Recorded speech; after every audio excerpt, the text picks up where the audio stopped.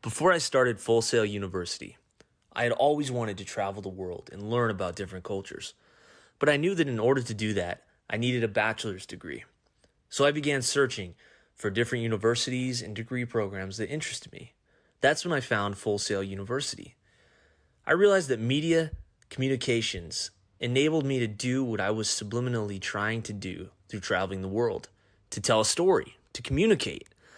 I had finally found it, and ever since I decided to pursue my passion for media communications, I haven't looked back. Since I was a child, I've always been drawn to the art of storytelling. I remember laying in bed with my eyes wide open as my dad would tell me and my siblings stories about his childhood.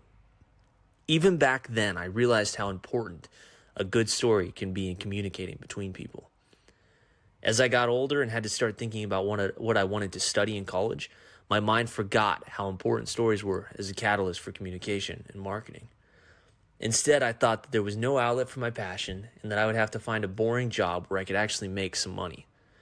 I bounced around from major to major, searching for something that would fulfill my passion. Nothing would until I found media communications. Media communications have given me a platform and an outlet to pursue my passion, using the art of storytelling to communicate and market across various media platforms.